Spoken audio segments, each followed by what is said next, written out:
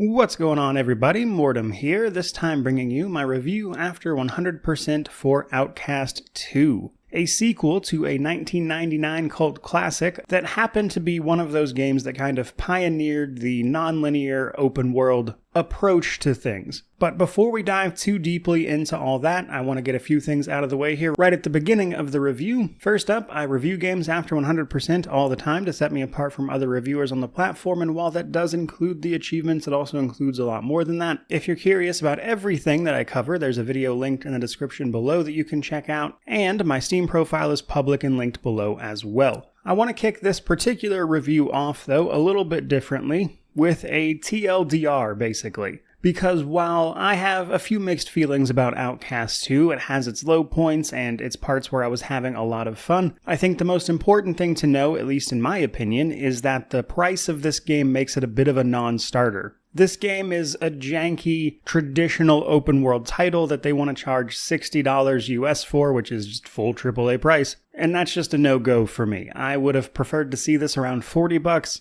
as it feels much more like a AA action adventure. Because while the movement and even the combat in the late game can be fun, it's also a game with a lot of, I would say, technical issues to some awkward voice acting here and there and just other things like that. However, in spite of that, I do think there are parts of this that are genuinely a lot of fun that I had fun with, and I want to talk about those over the course of this review. But if you're purely worried about a recommendation, I would say wait for sale just until the price drops a bit, because full AAA price is just too much for this. With that out of the way, as I mentioned, this game is technically a sequel to the 1999 game Outcast. As such, the story is standalone, but it does kind of follow on from that initial one as well, which sets up the world and things, but you don't really need to know much about the original to understand what's going on here, although they certainly do have a ton of throwbacks to that as well. In the case of this particular game, though, it's a very movement-heavy open-world action adventure. However, that open world is a very traditional one, I would say. There's a lot of checklist-style stuff you're going to go do, and while none of it really moves the needle forward, innovation-wise, it's all relatively inoffensive at the same time. But I think the movement and the exploration of that world are really the highlights. Moving around, especially with the jetpack you'll have seen on screen by now, I'm sure, is a ton of fun, and I would say that's where the game is at its best. Moving around and utilizing the movement mechanics you'll get a hold of really is a blast. But first up, let's talk the technical state. I mentioned that this game had some problems on that front, and I ran into quite a few of them. Controls would be unresponsive pretty frequently, especially when it came to shooting things, even when my guns weren't on a heat-related cooldown. Sometimes they just didn't work. The game crashed pretty frequently here and there. It seemed to happen the most if I would try to open my map immediately after completing an objective. For some reason, that seemed to trigger a crash pretty frequently, so I learned to wait about 5 seconds or so before I brought that next map marker up. I had an autosave get corrupted on me, which forced me to delete a few and then go back to some prior autosaves, which luckily the game lets you load up previous ones, so you're not stuck in a sort of death loop or anything if that happens to you. I ran into a boss fight that bugged out completely with the boss just standing there T-posing. And then more run-of-the-mill graphical issues like textures failing to load in properly, just little stuff like that. So technically speaking, I was not impressed with this game. None of it was really game-breaking, but I had just way too many issues for what was ultimately a 30-hour experience. Moving right along though, now let's talk difficulty. The game does offer a few different difficulty options, though I will say by the time you hit the late game with all the upgrades, this kind of just doesn't matter anymore. For the most part though, it's pretty much what you'd expect. I think the main thing to know is that the lower the difficulty, the higher the aim assist is. Whereas on like normal and hard, you actually kind of have to aim the weapon, and even on normal, not so much. Whereas on story, the aim assist is very strong. Other than that, enemies just deal more damage, really, and the thing about that is that it kind of doesn't really matter anyway, because due to plot reasons, you're just getting resurrected every time you die, and there's not really any penalty for death, so it's just not really a big deal. As such, difficulty isn't exactly a huge part of this game outside of your own personal enjoyment, but again, late game, none of it matters anyway. Now from there, let's talk story setup and my thoughts on it. So, story-wise,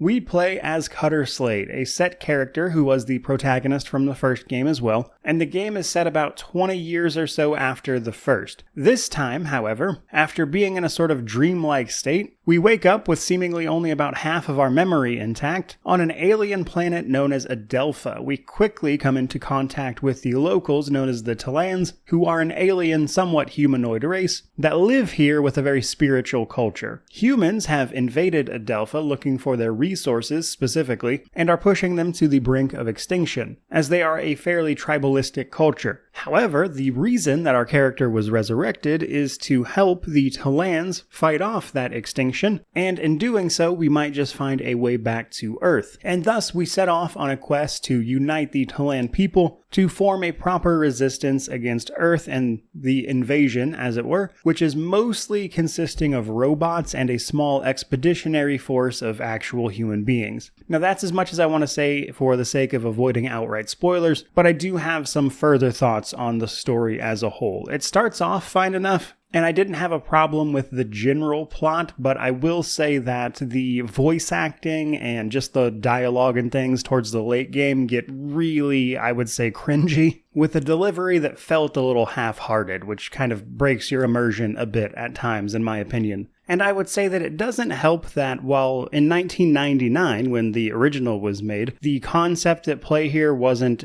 let's say, a bit played out. Unfortunately, here in 2024, it kind of is, because as I'm sure you probably noticed when I was talking about it, there's obvious comparisons to Avatar, as the general plot of that is the same. And that's to say nothing of the many other stories about humans going to various planets and destroying them for resources after having done the same to Earth. While I wouldn't go so far as to say the story is bad, because the general plot was fine, I enjoyed it well enough. It's just that these days the concept is well and truly explored, and I think the delivery of this concept gets a bit weak in the late game for sure. So ultimately, not bad, but certainly nothing to write home about either. Which brings us to the game's progression systems. Now, progression for Cutter Slade here comes down to skills, modules for your weapons, the weapons themselves, and some powers we're going to get as we start helping the villagers fight back and develop defenses. In order to upgrade any of this, though, we first have to gather resources, the primary reason humans are here to begin with, which takes the form of nanotechnology and helidium. Helidium is the big resource everyone's here for, though it comes in a few different colors which all have different purposes. Red and green serve as ammo for your weapons, but blue helidium is for upgrading your skills. And then nanotechnology can be used to upgrade your jetpack and your shield, which you get right at the start of the game, to make them more effective, which allows you to do things like traverse and engage in combat more efficiently, obviously. Now, the skill trees in particular are going to be a mix of, I would say, nice to haves and basically mandatory for exploration. For instance, a few of the jetpack modules are going to allow you to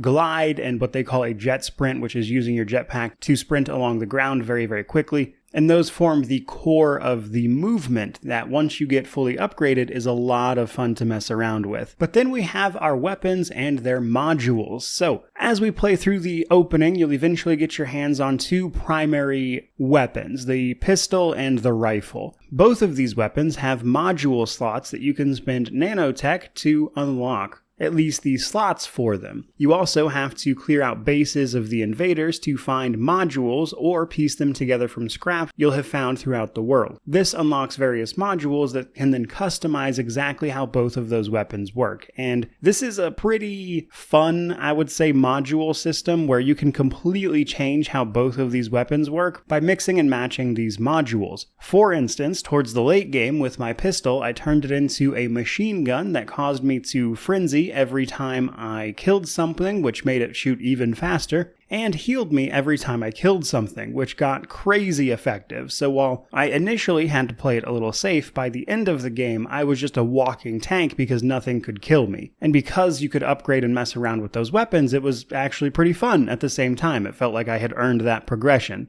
On the rifle side of things, you can make this assault rifle, for instance, using some of the machine gun upgrades I mentioned, or you could turn it into a very high damage, high fire rate sniper rifle, which was really effective for elite enemies towards the end of the game. And that's just a handful of examples of how you can customize these two guns to be more effective and in line with how you want to play the game. And then finally, we have the powers. You'll unlock these as you start to help out villages, and there's a few different things here. Everything from the ability to mount and ride a big galinta, they call it, or launching various beacons at enemies, which triggers attacks from local wildlife, such as a bombing run from some bird-like entities, or summoning the equivalent of bees to sting and attack groups of enemies. And all of those are very, very effective. They go on a short cooldown after you use them before you can use them again. And that brings us to the gameplay and world section here. So I will say that gameplay-wise, this is a very traditional open world title. If you've played any sort of Ubisoft open world, you know exactly what I'm talking about here. It's very checklist heavy. A lot of very repetitive open world markers where you're going to go there, do the thing, move on, with most of the interesting content being tied to the main story, which means the bulk of this is exploring and fighting local wildlife and robots as you fight off this invasion. As you've seen on screen, I'm sure, there's a big emphasis on movement and traversal, which comes down to your jetpack and that jet sprint and gliding that I mentioned. And if you learn to utilize these properly,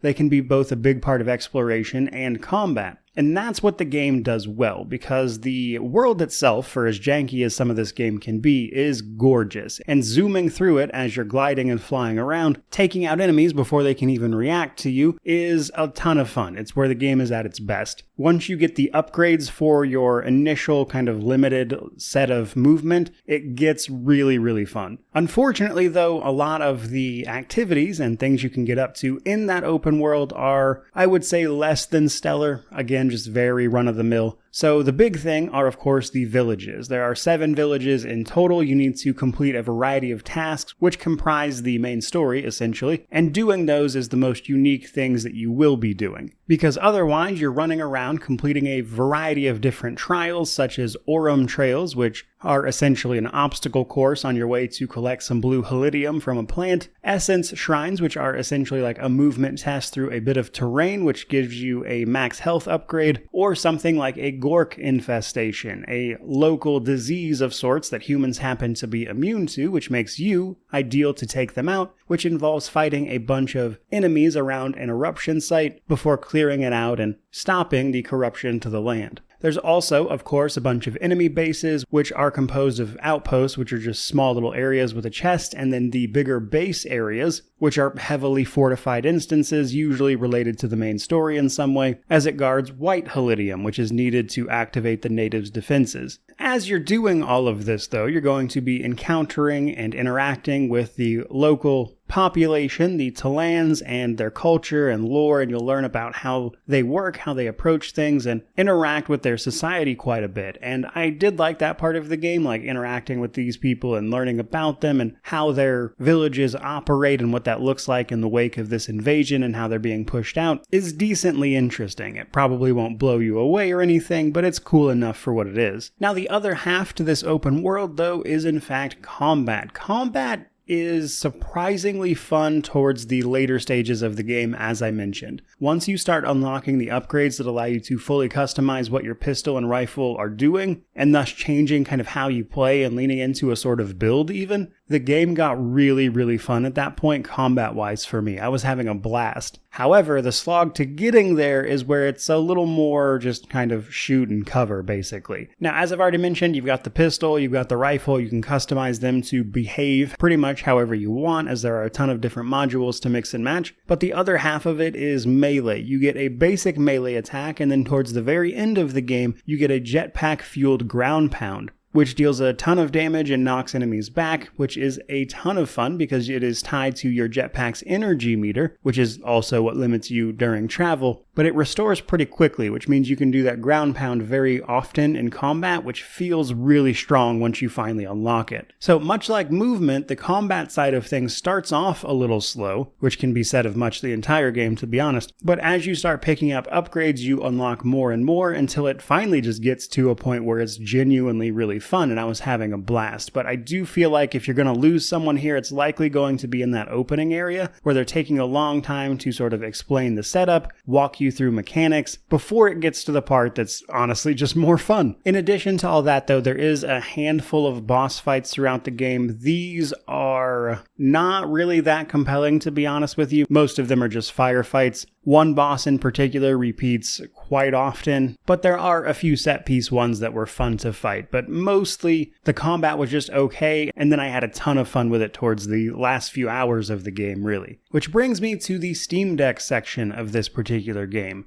You can play this game on the Steam Deck. While it does have cloud saves and controller support, I think the Steam Deck has a lot of trouble keeping up with the movement if you're really utilizing it to its fullest and kind of zooming across the landscape. The Steam Deck has a hard time keeping up with that and it kills your FPS as a result. And that's to say nothing of actually trying to aim on a controller, which can require a little more precise aiming depending on the difficulty you have the game on. And those two things combined make it a less than ideal experience because even on the lowest settings, it has a hard time keeping up with how fast you can move. And then when you do stop to fight enemies, the aiming and controls are kind of wonky, and even then the frame rate's not that great. So while it officially does not have a rating, technically speaking, I think you could play this on the Steam Deck. I also don't think it's a particularly good experience, so there's that. Which brings me to our positives, negatives, and then we will wrap this thing up. Now, on the positive side of things, I had a blast with the movement systems once they were upgraded, and I think the world is gorgeous. And then later on, the combat even got fun. So running and gunning as I explore this kind of lush, vibrant world really had its moments that were very, very enjoyable. And that's definitely when the game is at its best, I would say. Now, on the negative side of things, though, we've got more than a few problems. The variety of bugs and technical problems I ran into was very noteworthy. I would say the open world itself is just very run-of-the-mill. A lot of this game's concepts and plot and delivery are just things I've seen many times over, and while they might have worked for the original, in 2024 the sequel here kind of fails to land on that front, which means there's not really that much unique about the game. All of which combines with the, I would say, just general jank to a lot of things such as the dialogue, the delivery of a lot of the voice acting, combines to make this game feel like a AA title that should have been like $30 or $40, which brings me to my conclusion. Outcast 2 is a game that has its fun moments. There were times I was having a blast with this game, and other times I was just laughing at how awkward it was. And I would say for about $35, $40, I would have felt like I got my money's worth, because I did pay for this one, no review copy on this particular title, though with the pre-release discount they had, I believe I paid like $52 for it, with the regular price being $60 US, which again, just full AAA price, and I can't really say that I'm satisfied with that. So ultimately, I've got to give this one a buy on sale. I think if you can catch it for, again, around $35, $40, you could have a good time with it, but otherwise there's just not enough here to justify the price tag, in my opinion. Which is where we are going to wrap this particular video up. So I certainly hope you enjoyed it, hope you found it informative. If you did, don't forget to like, comment, subscribe, all that YouTube jazz. Let me know down below how you feel about this particular title. But regardless of any of that, truly, just thank you so much for watching. I really do appreciate it. May you wander in wisdom and have an amazing day.